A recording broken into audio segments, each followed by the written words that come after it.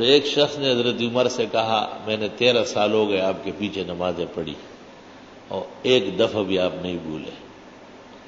شام کو مغرب میں بھول گئے، عشاء پڑھاتے ہوئے بھول گئے، اگلے دن فجر میں تو فامرا فسجنا، عمر نے حکم دے دیا پکڑو اس کو جیل میں ڈالو، گرفتار کروایا. کہ تیرے ایسی آنکھیں ہیں اور ایسی ناکارہ کرنٹ ہے کہ عمر کو نہیں چھوڑتا ہے تو اور لوگ کیسے تم سے کتنے لمبے ہو چکے ہوں گے. اس لیے علماء لکھتے ہیں کہ صلاحیتوں کا اخفاء بہت ضروری ہے اور ہر وقت ڈرے رہنا چاہیے. اور فتاوی شام میں ہے کہ اگر بادشاہ مسلمین کو پتہ چلے کہ اس شخص کی نظر لگتی ہے تو پہلے ان سے کہے کہ آپ کسی چیز کو دیکھیں نہیں اور زیادہ اس کی تعریف بھی نہ کرے، کیونکہ نظر دیکھنے سے بھی لگتی ہے، بولنے سے بھی لگتی ہے. جب وہ اس پر عمل کر لے اور فساد رک جائے تو ٹھیک ہے، ورنہ پھر جیل میں بند کر دے انہیں اور جیل میں بیت المال سے ان کو رزق دے، ان کے بچوں کو تنخواہیں دے، اخراجات دے. اور فرمایا حبس الواحد ضررا اخف من ضرره بالعوام، ایک آدمی کو گرفتار کر کے شر دفع کرنا بہتر ہے کہ اس کی وجہ سے کئی گھر اجڑ جائے. استغفر اللہ استغفر اللہ.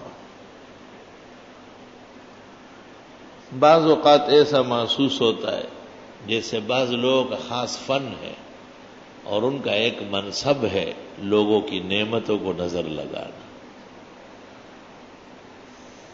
احادیث میں ان سے بچنے کی بڑی ترکیبیں آئی ہے.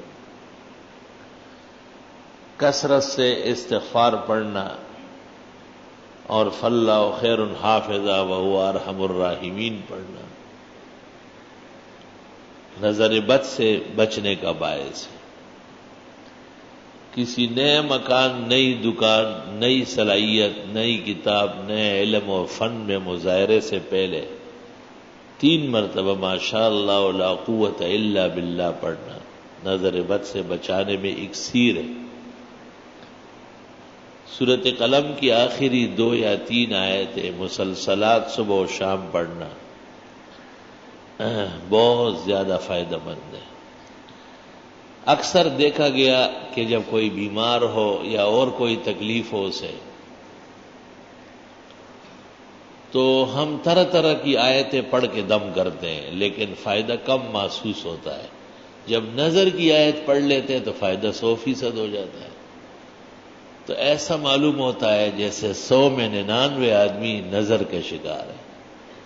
سب سے بڑا مرض یہ ہے، نظر لگنے کے بعد ہاضمہ بھی خراب ہو جاتا ہے تو پیٹ میں مرض پیدا ہو جائے گا.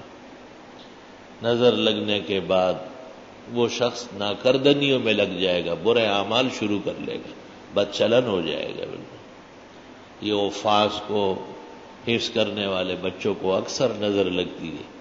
28 پارے یاد ہو گئے، 2 رہ گئے، نہیں کرنا ہے اور نہیں یاد کرنا ہے. 29 یاد ہو گئے اور 1 باقی ہے کہ بس اب نہیں کرنا ہے. آسان کام نہیں ہے، معمولی بات نہیں ہے.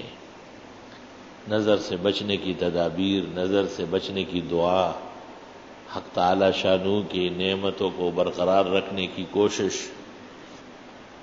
یہ بہت ضروری ہے. استغفر اللہ الحمدللہ رب العالمین نستغفرک اللہم ونسألک السلام والعافیہ لا الہ الا اللہ وحدہ لا شریک لہ الملک ولہ الحمد وعلی کل شیء قدیر. السلام علیکم ورحمۃ اللہ وبرکاتہ. محترم ناظرین کرام، مفتی ظفر علی خان صاحب کی ویڈیو دیکھنے کے لیے اور سننے کے لیے، ان کے بیانات کو سننے کے لیے ہمارے چینل کو سبسکرائب ضرور کر لیں.